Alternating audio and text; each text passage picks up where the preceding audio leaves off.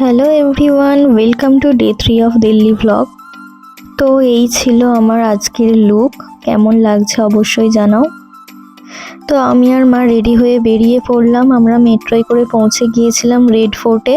আমাদের লাকটা খুবই খারাপ ছিল, কারণ আমরা এমন টাইমে দিল্লি গিয়েছিলাম তখনও রিপাবলিক ডের জন্য প্রিপারেশন চলছিল, যে কারণে রেড ফোর্ট, ইন্ডিয়া গেট এইসব জায়গাগুলো বন্ধ ছিল হায়ার সিকিউরিটির জন্য। তো দেখে এটা মন খারাপ হয়ে গেল। ভাবছিলাম যে এবার তাহলে কোথায় যাব, কারণ এরপর ইন্ডিয়া গেট যাওয়ার প্ল্যান ছিল। তো আমাদের টোটো ড্রাইভার যিনি ছিলেন উনি বললেন যে রাজঘাট খোলা থাকবে, ওখানে চলুন। তো আমরা সেই উদ্দেশ্যেই বেরিয়ে পড়লাম। যাওয়ার পথে রেড ফোর্টের পুরো বাউন্ডারিটা দেখতে দেখতে গেলাম। এটা অনেকটাই বড়। এর আগেও আমি এসেছি, বাট কখনো ভিতরে যাওয়া হয়নি। এবারেও যাওয়া হলো না, সো ব্যাড লাক। তো এরপর রাস্তায় এটাই ভাবতে ভাবতে যাচ্ছিলাম যে আজকে কি প্ল্যান করা যায়, কারণ যে দু জায়গার প্ল্যান করা ছিল সে দু জায়গায় বন্ধ ছিল। তো এটাই ভাবছিলাম যে কি করা যায়। এরই মধ্যে রাস্তায় যেতে যেতে খিদেও পেয়ে গেছে, কারণ অনেকটাই রাস্তা ছিল। তো এটাই ভাবছিলাম যে গিয়ে কি খাবো, আর দিল্লির খাবার এমনিই অতটা ভালো না। তো এটা নিয়ে আর একটা চিন্তা হচ্ছিল। তারপর পৌঁছালাম অবশেষে। পৌঁছে বাইরে কিছু খেয়ে নিলাম। এখানে কয়েকটা দোকান বসেছিল, স্টল, বাট তেমন কিছু ভালো ছিল না। যাই হোক, মোটামুটি খেলাম। খেয়ে আমরা এন্ট্রি করলাম। এখন শীতকাল ছিল দিল্লিতে, প্রচুর ঠান্ডা ছিল, বাট এই দিন যা রোদ ছিল, প্রচুর রোদ ছিল, পুরো মাথা ঘুরিয়ে যাওয়ার মতো। এটা অনেকটা বড় এরিয়া, আর এখানে আর্মি অফিসাররা সিকিউরিটি দেন। তো এখানে আমাদের বাঙালি দেখতে পেয়ে আমার মায়ের সাথে আবার দুজন আর্মি অফিসার অনেকক্ষণ গল্প করলেন। ওনারা আমাদের এদিকে এসেছিলেন, এসব গল্প করছিলেন। জায়গাটা খুবই সুন্দর, আর এখানে কোনো এন্ট্রি ফি নেই, পুরোপুরি ফ্রি এন্ট্রি। এই রাস্তাটা খুবই ভালো লাগছিল প্রথমে এন্ট্রির মুখে। পুরো জায়গাটাই খুব সুন্দর ছিল দেখতে গেলে। তো আমি আর মা এগিয়ে গেলাম আস্তে আস্তে। এটার স্ট্রাকচারটা স্লোপের মতো ছিল। এটা ধীরে ধীরে উপরে উঠছিল, র্যাম্প টাইপের। তো এর পরের সিনারিটা খুবই সুন্দর, আমি অবশ্যই দেখাবো। আগে উপরে উঠে দেখাচ্ছি। খুবই সুন্দর, অসাধারণ ভিউ ছিল। এটা উপরে ওঠার পরে উপর থেকে নিচের দিকটা এমনই লাগছিল, খুব ভালো ফিল হচ্ছিল। বাট মেন জিনিস, মেন অ্যাট্রাকশন হচ্ছে যে এই ফ্লাওয়ারগুলো।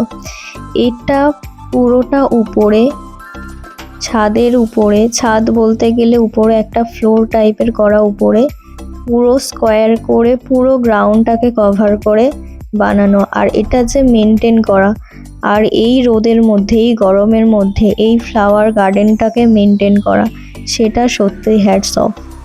আর এই উপরটায় যা রোদ, ভাই সাব, কি রোদ!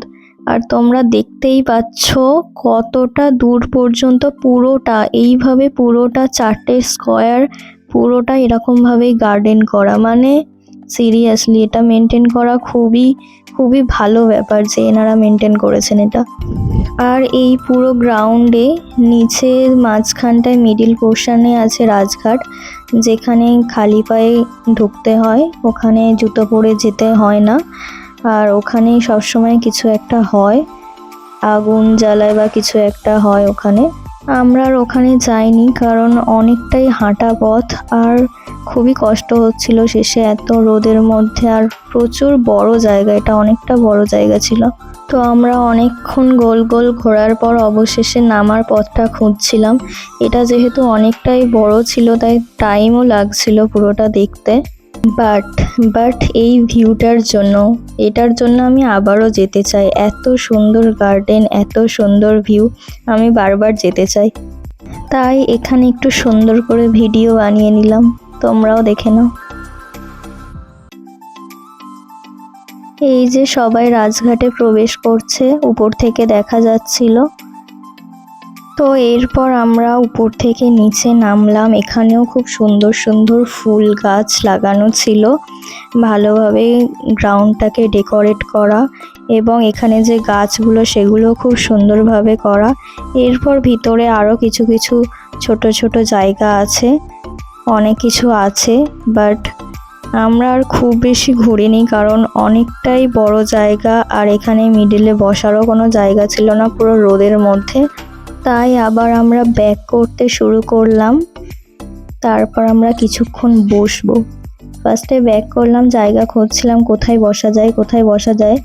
যে কটাই বসার জায়গা ছিল, হয় কাপলরা বসেছিল, না হলে কোনো ফ্যামিলি বসেছিল, আর যেগুলো ফাঁকা ছিল সেগুলো ছিল রোদের মধ্যে, ওগুলোতে তো বসাই যাবে না। তো একটু খুঁজছিলাম কিছুক্ষণ বসার জন্য একটা পারফেক্ট প্লেস। তো অবশেষে একটা জায়গা পেয়েছিলাম গাছের তলায়, খুব সুন্দর ফিল হচ্ছিল। ওখানে আমাদের ব্যাগে কিছু খাবার দাবার ছিল, সেগুলো আমরা খেলাম, খেয়ে একটু রেস্ট করলাম, করে আবার আমরা বেরিয়ে পড়েছি এক্সিটের উদ্দেশ্যে।